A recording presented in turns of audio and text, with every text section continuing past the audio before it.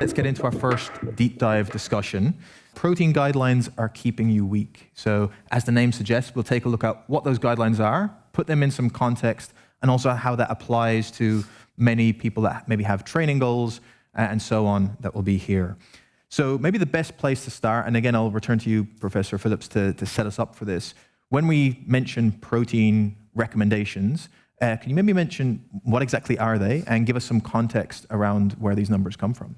Yeah, so the protein recommendations, and it's pretty much the same when you look around the world, are set by a method called nitrogen balance. And I'm not so sure that that's the appropriate way to do things, because we're now beginning to realize that individual amino acids, and particularly, and Liang mentioned a few of them around leucine, for example, probably we have needs for those, particularly with exercise, that are even greater.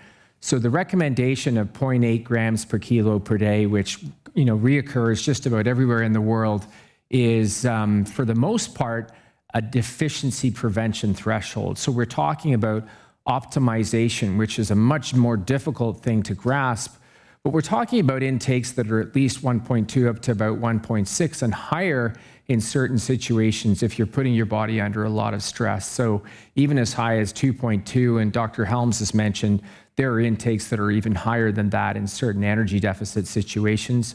And in those circumstances, I think you're providing optimum protein levels and optimum amino acid levels, which may be even different as well. So a lot more than the RDA. And I think that's a point worth maybe re-emphasizing that you mentioned for people, that technically they may come across certain things like, oh, you don't need more than 0.8 grams per kilogram. And technically there's some truth depending on what we're talking about, if that's an outright deficiency.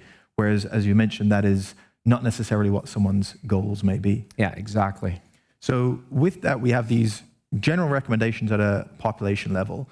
But for most people, they're thinking about their protein as an individual. So Dr. Helms, maybe I can ask you, when it comes to an individual and thinking about their own protein needs, requirements, what are some of those factors that might impact what that might end up being for that individual person? Yeah, no, I think that's a great way of framing it. And a key word you said is need. And I think when we talk about athletes, they're not looking to fulfill their protein needs or requirements. We're not trying to prevent, kwashiorkor. We're trying to sprint faster, jump higher, retain muscle mass. So when you are highly active, we've known this for decades, actually looking at nitrogen balance, that can increase your requirement.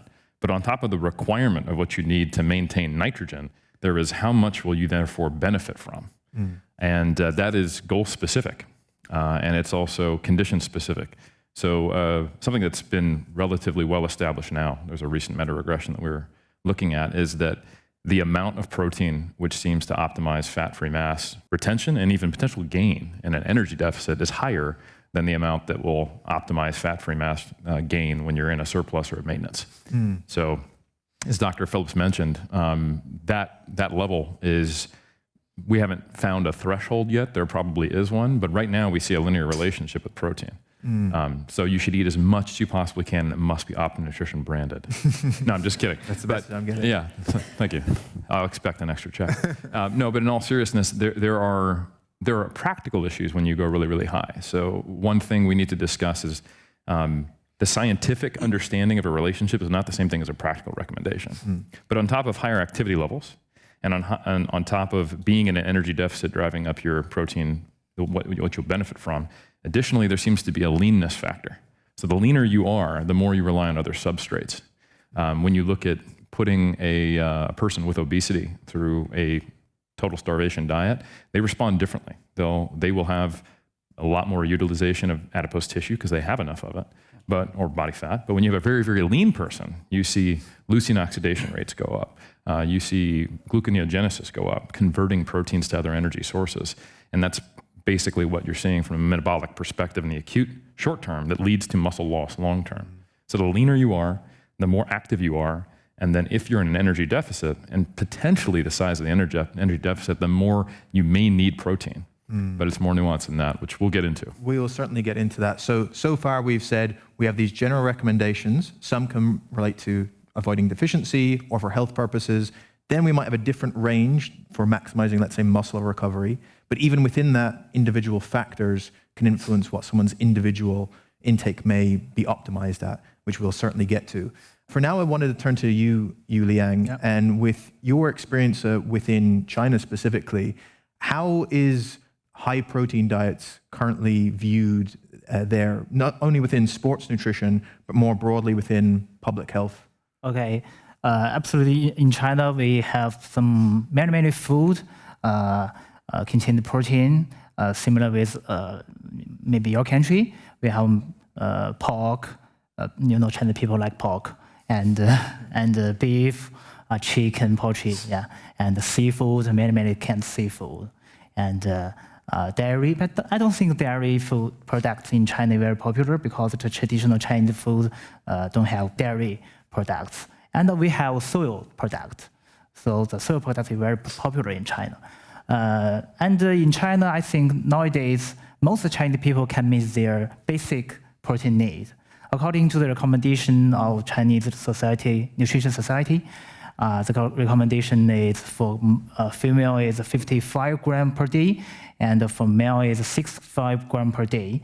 Most of Chinese people can meet. But we also have some differences. First is the protein source. Most, maybe 40 to 50% of the protein intake comes from plant protein. So it's not very good for their body, not enough. And another situation is, China's development is not equal. East China and West China is not equal. If you living in the coastal cities, East China, most people can meet their protein intake, no problem. But in western provinces in China, especially some rural area, the people maybe cannot meet. And I think for some elder people, maybe their tooth is not healthy enough, so maybe the protein intake not good. And for some sports people, they don't know how to consume good protein. For example, when I communicate with my athletes or communicate with Chinese people don't know what kind of meat contain protein. They don't care about it, and they also don't know it. For example, Chinese people like pork belly. We know it have many fat inside, and they think I ate pork belly, it's taking protein, so it's a mistake. Right. And many other situations. And another is the cooking method. I think also very important. There's a dish, a cuisine named sweet and sour chicken. You like it? If a chicken use this cooking method, you use corn starch and flour to put into the oil to fry, it will add many fat inside. But if you use a steam or baked cooking method to cook the chicken, less fat. So the cooking method also can influence the nutrients of the food.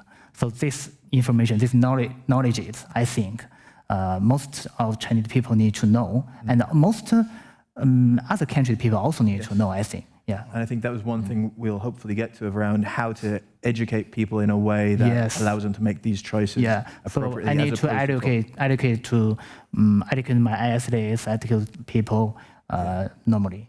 Yes, and translating some of these numbers into practicality, hopefully of which we'll be helping out. With that in mind, Jeet, obviously you help a lot of people within the Indian communities, and it's one area where we've seen, even at a national level, some of those recommendations be suggested closer to that 0.8 grams per kilo that was discussed, and maybe some hesitancy around the use of supplementation. Can you maybe give people an insight into the situation there, and then also how you try and talk to your audience and clients about how to put this in some context? Yes, absolutely right. We've been discussing the exact protein requirements which are, given by these guidelines, from government. Of course, 0.83 grams per kg is, again, it's a limit which is given by the government. But I always feel that in India, it's really hard for people to get protein from their diet. And there's a misconception about the supplements as well that we'll discuss later. Like China, India is very diverse, big culture-wise, religion. So not many people would want to eat like meat products like chicken, eggs, goat, or lamb, because of their religious reasons, and some of them have their ethical reasons as well. So it's really hard for them to get protein from their normal diet. And the part where I come from is the Himalayas, the mountains. It's all right for me to get the protein from the diet, but if you go to, let's say, Gujarat or some of the different areas of regions of India, people do not eat enough protein through their diet. They are highly carb-based, grain-based food, and it's all carbs. And dairy is there. Yes, they drink milk, curd, yogurts, but it's not enough to get the right amount of high-quality protein. So that's one thing. When it comes to supplementation, yes, there is a lot of misconceptions people have there that whey protein is some sort of drug. They call it dabba. Dabba means like it's a box protein. It's something which they don't know about. So it's very confusing. And I started 2015 my YouTube channel, and that was the one thing which I wanted to clear, that hey, this is supplement, this is food you need, and you have the deficiency of protein in your diet. You have to have whey protein. And yeah, my job is to like make things simpler for people. Yes, there are experts here, talking about science, like how and what. But I personally feel that if someone is thirsty, we should give them water and not explain what is H2O. So yeah, so that's what I feel, and I'm trying to make things simpler for the Indian audience. Great, and I'll certainly return a bit later in our discussion about some of that confusion that is there and how you address that. Professor Phillips, if I can return to you, we've talked about these lower ends, or where we start to get into optimization. And in your answer, you mentioned that we can sometimes have this fear about what ends up being too much. And this is something that we see all around the place. So is there something as too much or too high of an intake in that it would cause specific negative health outcomes? Yeah, I mean, I think the too much stuff sort of really comes around, and when you boil it down to kidney failure, protein is going to cause your kidneys to fail. And I think, as Dr. Helms mentioned, we've got long-term data on that now, and there's no adverse consequences if you're a healthy individual to consuming protein intakes in the range that all of us have recommended here. So I think that we can put that one to rest. The other one is that somehow protein is going to cause your bones to become soft, and you're going to increase your risk for fractures. And again, once you've dialed in your calcium intake and your vitamin D intake, then protein actually becomes a bone supportive nutrient. So, and again, combine that with some loading, you're probably giving your bone all of the nutrients it needs to be at its optimal strength. And then the last one, and sort of more recently, people have talked about protein and actually reducing your age span or your longevity. And again, when we look at human trials, and so we have to move away from where a lot of people get their data from, which would be mice and fruit flies, then to people, there's no long-term data that actually suggests, even by association, that protein is going to shorten your lifespan. So there's a lot of other things you should do to lengthen your lifespan, but protein isn't really one that you'd have to worry about. So with these high-protein diets, and again, as we clarify, we're talking in the context of healthy adults here, and there's some clinical indications where high-protein intakes would be an issue. But in a normal, healthy adult population, very high intakes aren't going to cause those really negative outcomes that sometimes there's fear about.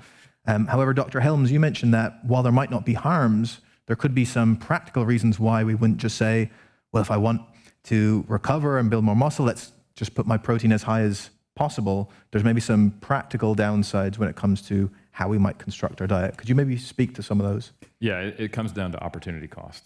And like Jeet was saying, the science can sometimes get our analytical brain to narrow on a very, very specific number, and that's optimal.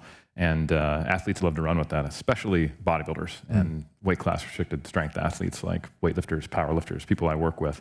So in a practical sense, I have to not only educate my athletes about the data, but also interpret it and what does it mean. And especially if they're dieting, if they're trying to make a weight class, or if they're trying to get in really, really lean condition to be competitive, they're on an energy deficit, which means they have a budget. So for every unit of increase in protein, that energy has to come from somewhere. And there is a theoretical point where it's got to come from fat or carbs going lower to the point where that has a negative impact on training or recovery or health, potentially. Right. So it is essentially trying to not throw the baby out with the bathwater. And in research, we isolate the relationship between variables.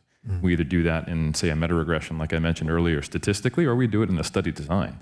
So we're looking at the independent effect of something, and some of that doesn't come across. So if an athlete is trying to get up to 3 grams per kilogram of protein, and that might even be on paper potentially better, but now they're only taking in 80 grams of carbohydrate and they have a leg day, that's probably not going to go well. You know? Yeah. So it just comes down to not forgetting kind of the big picture holistic approach, because we don't eat macros. Right. We don't eat grams of protein. We have meals. And I think we need to really understand that there is a bit of a disconnect, as Jeet was saying, from quantitative sports nutrition to the actual practice of working with athletes and helping them understand what their nutrition should look like on a day-to-day basis. So there is a range, let's say, where someone would get best bang for their buck in terms of recovery and all the other things that they're looking for. And going beyond that isn't necessarily harmful, but would mean maybe they would end up consuming less carbohydrate that would have some benefit, or less dietary fat that would give them more flexibility in their food choices, and so on. So there's a real practical element to that. You, Liang, if I return to you, when it comes to the athletes you've worked with across the Olympic sports that you have, how do you go about that process of determining for those athletes what they might require in terms of their protein and some of the conversations that would follow? Yes. In the daily time, I usually do this work. First, I will measure them, the different training days. For example, the hard training days, the medium training days, and the easy or rest days, how many calories they burned. And I calculate their protein needs in the different training days. And then I will give them a sample. All our athletes are eating in a buffet dining hall, so they can pick up what they want. We have a common plate, have different portions. The bigger one, I recommend them to take carbohydrate food. And 2 small ones, I tell them you need to pick up protein food. One is red protein, another is white protein. Especially for girls, they need to pick up more red protein. And the medium one, I suggest them to take vegetables or fruits, and another bowl, maybe milk or some other beverage, whatever. According to the plate, they can meet their protein needs every day. For girls, maybe the protein, you don't need to pick up too much. And for boys, you can put on the plate to more protein food on side. So use this plate, they can meet their protein intake. I think it's a very, very good method for them. And we also do the body composition test for them every 15 days. And according to the date from the body composition, I can analyze their chains, the body mass, muscle mass, body weight, muscle mass, body fat percent, and other details. If I found that they have some body fat percent, the trend is higher, I will help them to adjust their diet. If their muscle mass lost, I also will help them. So use this method, I can measure and determine their protein intake, whether enough. Fantastic. Jeet, I wanted to return to a point you made earlier about the confusion that's not only sometimes when people are seeking information, but also for those here who are maybe coaches or educators that are looking to pass on educational information the way that you do. Can you maybe speak to that process you said of taking how we can translate some of these ideas we've discussed into something that's useful when it comes to, say, protein recommendations that makes it make sense for someone's audience? Yeah, I think, it needs to be told in such a manner which is easy for everybody to understand. Like, again, yes, science, we need to tell them everything about how it is done, what's the backstory, but a lot of people, like the masses, the general people, are very busy in their life. So they need like, simple answers, like, do this, I will get this. So that's how they're looking for. And the way I think that it needs to be told or advised or, to create awareness is to sort of, start adding these sort of small classes in the schools from the beginning. Because, in India, like kids, I see, because I've been, in school, like in India, it's really hard for parents to understand, like, what they're giving their kids to school. It's just a roti, like, with some sort of, sabji, which is like just vegetables. So there's no protein there. So we need to educate the schools to actually add this in their curriculum, to educate the kids there that what they have to eat in order to get certain amount of protein. And for the people, those who are there in jobs or colleges, I think the best medium is social media, right? Everybody is on YouTube, people watching reels and stuff. So I think we need more, content creators back in India, those who can create content in a very simpler manner so that everybody can understand. So that's how I think, it should be done. Yeah. So maybe to start wrapping up this first mini segment that we've had here, I'm going to turn to each of you, and maybe with about 20 seconds or so, if you could give us your kind of key takeaway or something you'd like to leave people with from what we've discussed. And maybe Professor Phillips, I'll start with you. A key takeaway for people from what we've discussed so far. Sure. The key takeaway has to be that the RDA, the recommended dietary allowance, recommended nutrient intake, goes by various names, is a minimum. And the design of all of those studies was to offset deficiency. And so moving more towards what can we do to optimize our outcomes for athletes and just regular individuals, you're going to need at least 1.2 to 1.6, or maybe higher if you're trying to lose a little bit of weight, grams of protein per kilogram body weight per day. Fantastic. Liang. I want to say not every protein, not all protein is the same. Everyone needs, according to our body or individual problem, to choose the right protein we need. And if we need to choose protein, we also need to care about the cooking method. The right cooking method can bring us more good protein for us. Yeah. Great. Jeet Selal. Yes, I think, the one thing which I could advise or, let people know that keep it simple. Don't stress, don't make it complicated, start working, act. And, if you're training, you need to eat protein, simple. You need to eat some sort of good carbs. That's it. Sleep, recover, that's all you have to do. Fantastic. And Dr. Helms? Yeah, this is something that just for the practitioners, the coaches, don't just go straight to maybe the recommendations that are from the science. Start with where is the person and how do you move them incrementally towards something more reasonable. If they are at 0.7, 0.8, and you go, oh, well, they want a diet and I heard I should be around 2 grams per kilogram, you're creating a very high barrier to entry. You're creating a lot of friction, and it seems impossible for someone to more than double their intake. So sit down with them and talk about how do we get you up to 1.2, 1.3, because that will be a pretty large benefit. And just remember that it's not just black or white, optimal, non-optimal, that you're moving incrementally towards this through behavior change and habit change, which is what your job is as a coach, not to just tell someone, do this or nothing. Fantastic. So with that, if we get a round of applause for our experts, and you can feel free to take your seats. Thank you.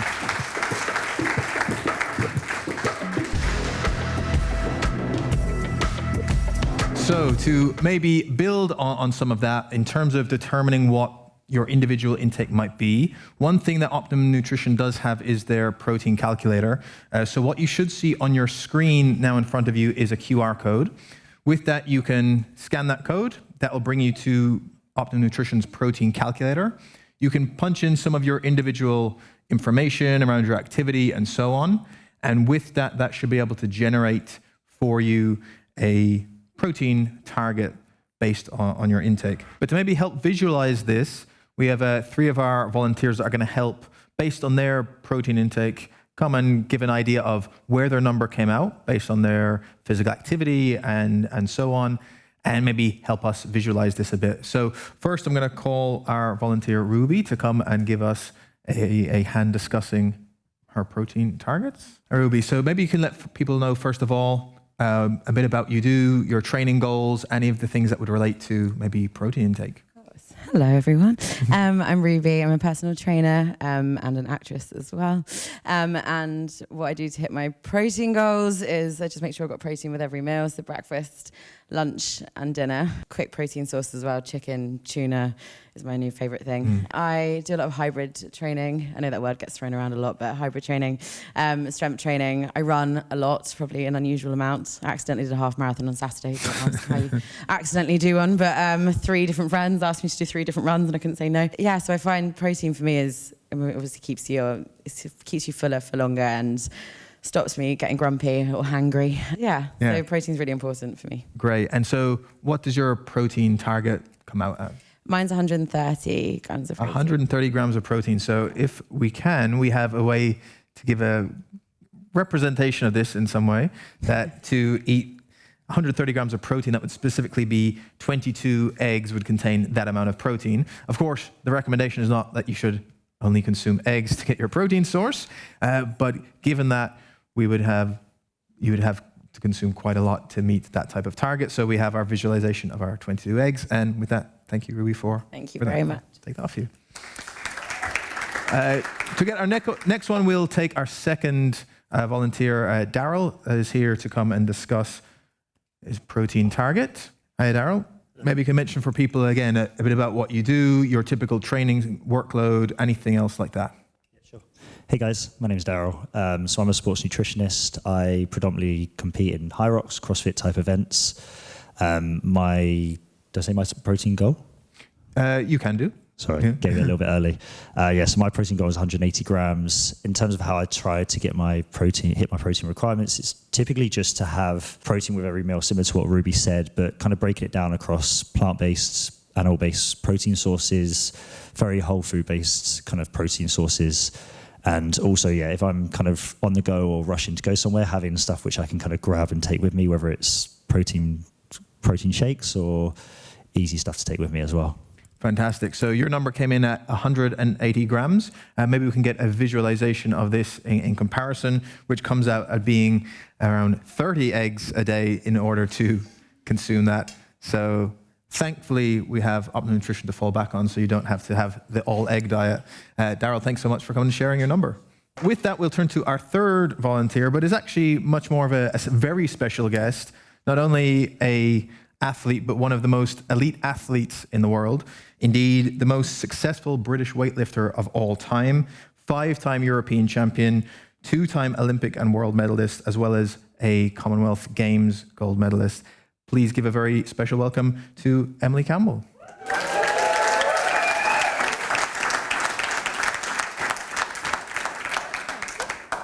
Hi, Emily. Hi. Can you maybe first of all give people a bit of an idea about your training schedule, what that looks like, how much that workload you have to do across different type of training? Yeah, absolutely. I probably do around 6 sessions. It's literally in the gym all the time, lifting weights over and over again. And then I also do active recovery, like so reformer Pilates. I use quite a lot. And then obviously you have kind of your walks and your wholesome stuff to just when you're not in the gym. So it is pretty full on. And yeah, like I said, it's just kind of lifting heavy weights over and over again. Fantastic. Underselling yourself a bit on that one. But let's turn to then on the diet side. First with your protein, maybe let people know, what does your protein intake come out at? So the calculator came out at me at 248 grams. 248 grams, if we can get our visualization for that, coming in around 40 eggs per day. But as we noted, thankfully, that is not what you have to do as an elite athlete.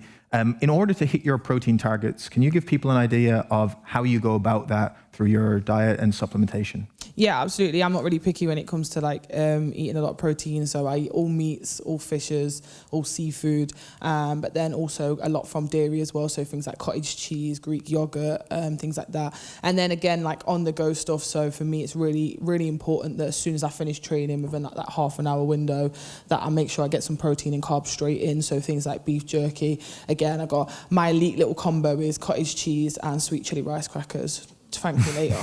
Try it. So yeah, that's really good. So it's just things like that, and then like bedtimes as well. Baby bells, really good source of protein as well. So yeah, it's just sometimes having those quick things that you can just chuck in your bag, so that then you can straight away have them when you finish training. Yeah, and that convenience, particularly with your travel schedule for different competitions and how it might change in around competition. Yeah, absolutely. And obviously it's important to try and keep as much like normality when you go away to internationals as well. So as much stuff that you can take with you that you normally have. And then for us, it's like I obviously weigh all of my food when I'm at home, but then sometimes you don't have the luxuries of having scales when you're away. So then our nutritionist is really good at making us visualize it on a plate. So like making sure that like, you know, half the plate is carbs and this part of it is a bit like one of the experts was saying earlier, what he does with his athletes, that they do it completely with us as well, the same, and making sure that you got your veg and then your protein and whatever, so that we can kind of see it on a plate and we know that we're getting enough. Because it's really hard, obviously, when you're at a buffet and you're just trying to, you know, get the things on the plate, and you want to make sure that you've got the right things. Right. So yeah, that's a really good way of like kind of visualizing that and making sure that you've got enough, and you're sticking to all the hard work that you've done into the build up. Yeah, fantastic. With that, thank you for sharing all that with us. Thank you.